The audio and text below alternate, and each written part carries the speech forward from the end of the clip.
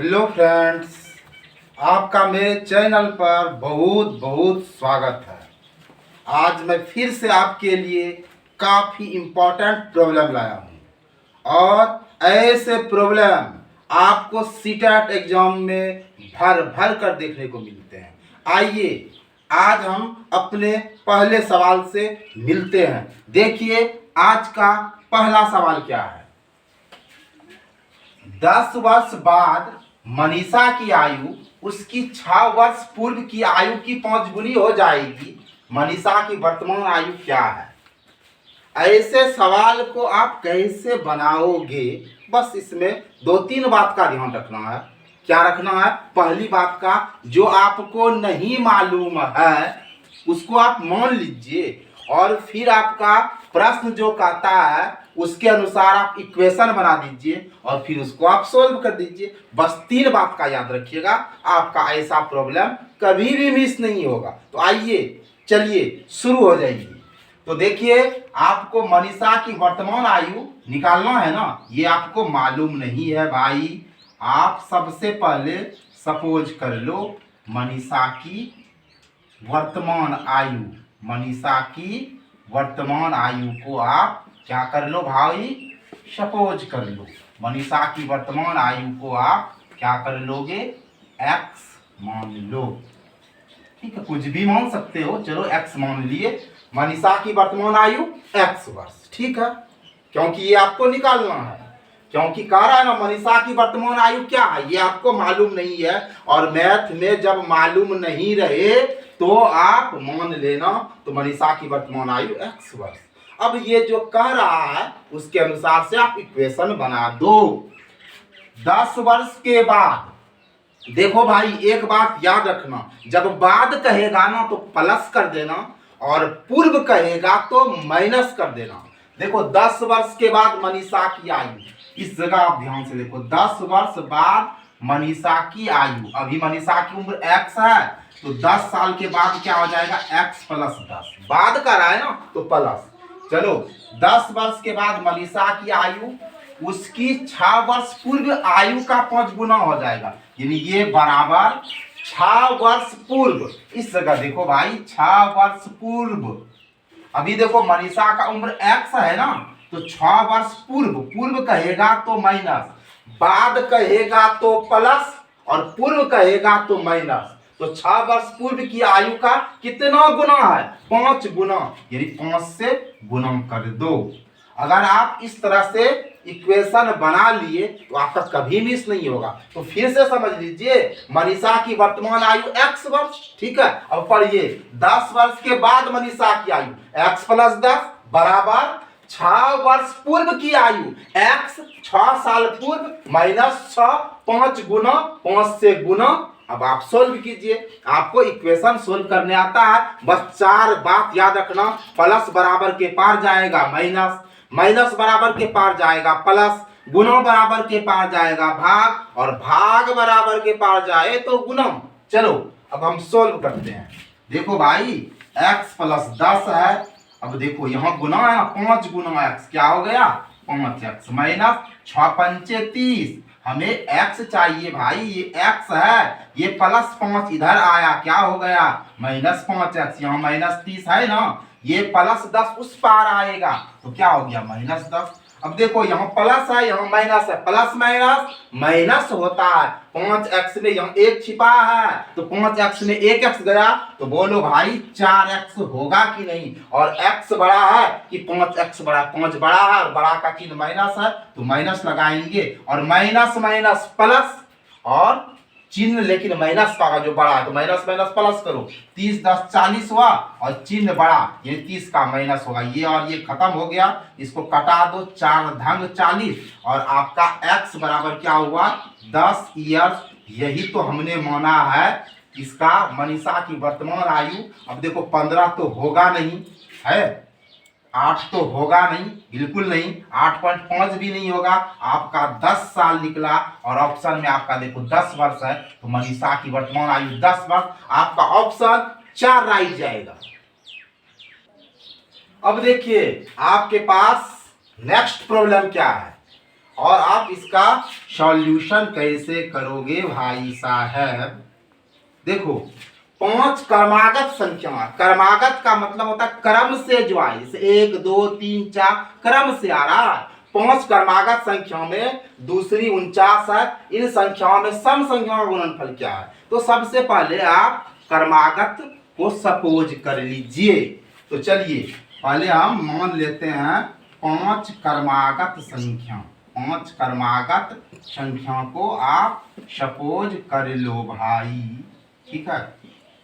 तो देखो सबसे पहले x से स्टार्ट किया क्रमागत, x + 1, फिर देखो x + 2 बढ़ते जाओ, x + 3, x + 4, कितना हुआ आपका 5 होगा ना। 1 2 3 4 5, ये क्रमागत है, क्रम से आ रहा है।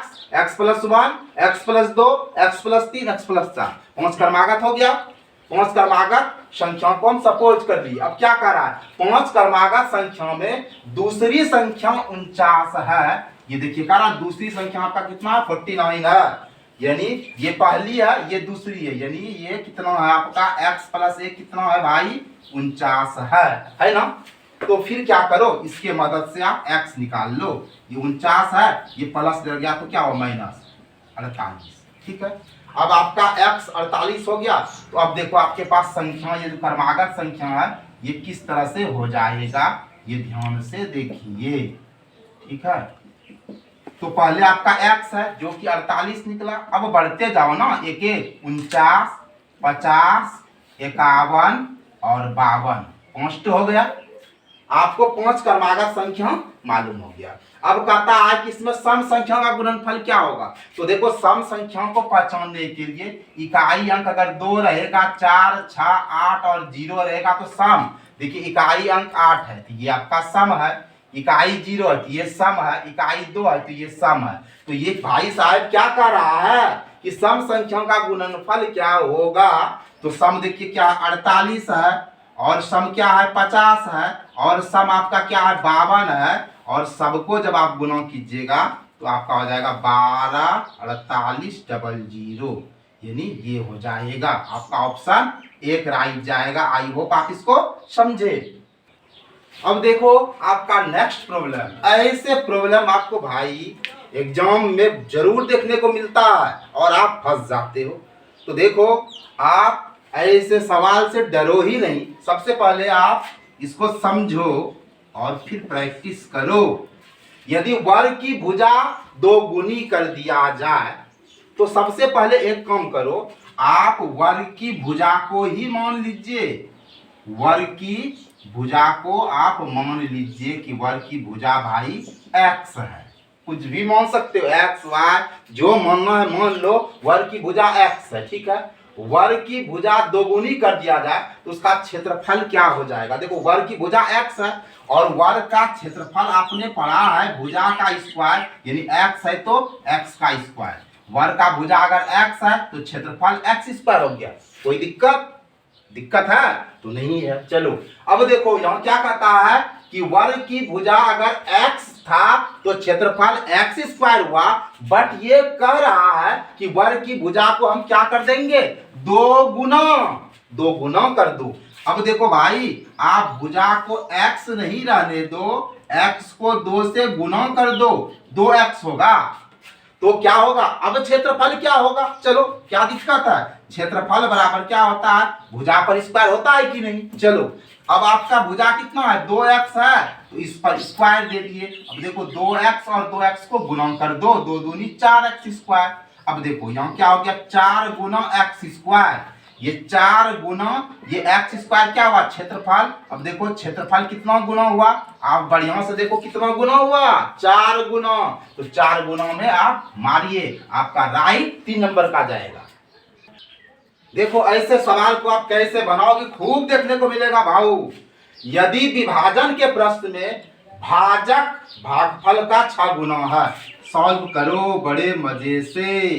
क्या कह रहा है भाजक, ये भाजक क्या है, देखो भाजक क्या है भागफल का 6 गुना। चलो भागफल का कितना गुना 6 गुना कर दिए, और शेषफल का 2 गुना, यानी भाजक जो है ये क्या है, शेष का कितना गुना, शेष का 2 गुना, देखो 2 गुना है ना, शेष का 2 गुना।